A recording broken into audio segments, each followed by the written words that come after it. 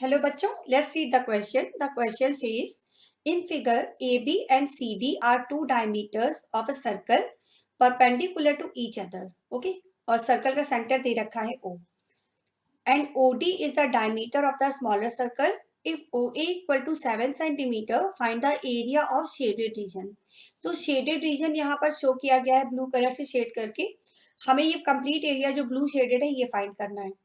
तो हमको इसके लिए बच्चों क्या करना होगा, ये जो स्मॉलर सर्कल है इसका एरिया निकाल लेंगे और उसके बाद ये जो यहाँ पर हमको दो सेगमेंट्स दिख रहे हैं, दोनों ही सेगमेंट सेम है, इनमें से एक सेगमेंट का एरिया निकाल लेंगे और उसके बाद दूसरे सेगमेंट का एरिया भी सेम हो जाएगा तो उसे डबल कर लेंगे, फिर सर्कल के एरिया में उस एरिया को ऐड कर देंगे, then we will get the required area of shaded region. तो स्टार्ट करते हैं स्मॉलर सर्कल के साथ. तो यहाँ हम ये देख रहे हैं कि OD और OA, OD और OA ये दोनों ही बिगर सर्कल की रेडियस है ना, both are radii of bigger circle. और जब दोनों बिगर सर्कल की रेडियस है तो सेम तो होंगी ही होंगी, है ना. तो ये OD और OA दोनों इक्वल हो गए और OD कितना है, OD हो जाएगा 7 सेंटीमीटर अब क्योंकि OA 7 दे रखा है. अब स्मॉलर सर्कल की रेडियस निकालते हैं. Radius of smaller circle, radius होती है डायमीटर की हाफ होती है ना, और डायमीटर यहाँ कितना दिया है OD, तो रेडियस हो जाएगी OD की हाफ मीन्स 7/2 सेंटीमीटर. तो ये रेडियस आ गई. अब निकालते हैं एरिया ऑफ स्मॉलर सर्कल. तो उसमें सर्कल के एरिया का फॉर्मूला लगा लेंगे. Area of smaller circle, smaller circle का एरिया अगर हमें निकालना है तो फॉर्मूला इसके लिए है पाई आर स्क्वायर. ओके, अब इसके बाद पाई आर स्क्वायर तो फॉर्मूला है, पाई की वैल्यू रख लेते हैं.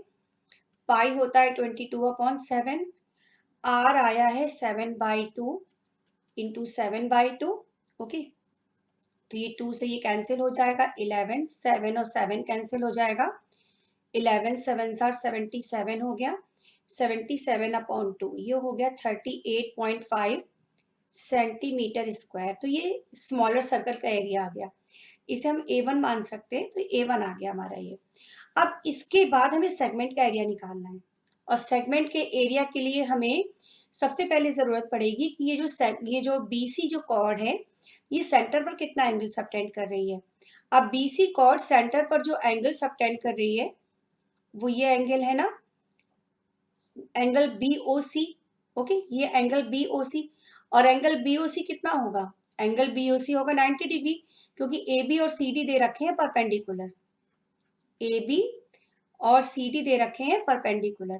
तो एंगल BOC हो जाएगा 90 degree. Okay, because AB is perpendicular to CD, AB is perpendicular to CD.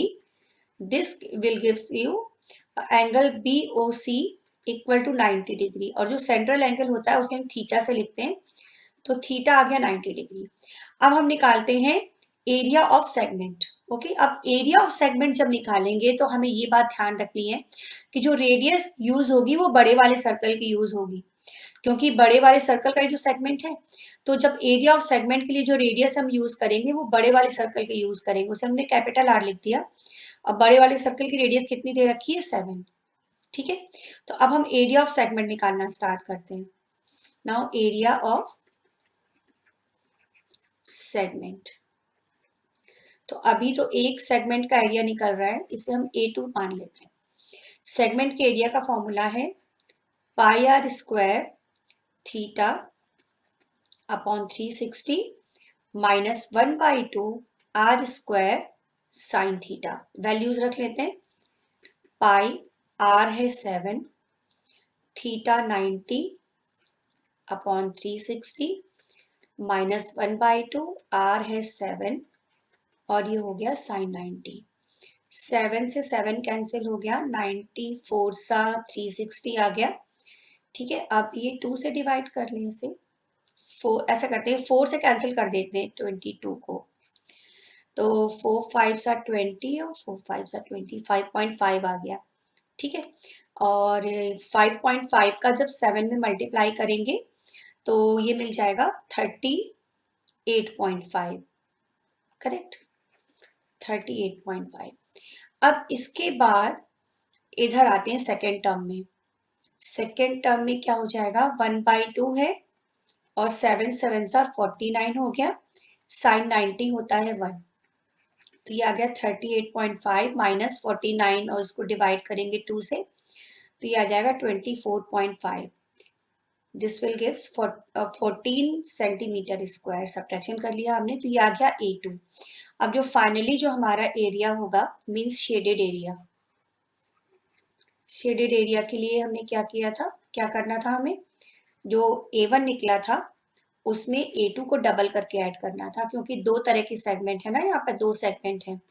तो 38.5 plus 2 into 14 means 38.5 plus 28 add कर लेते हैं, यह आ जाएगा 66.5 सेंटीमीटर स्क्वायर।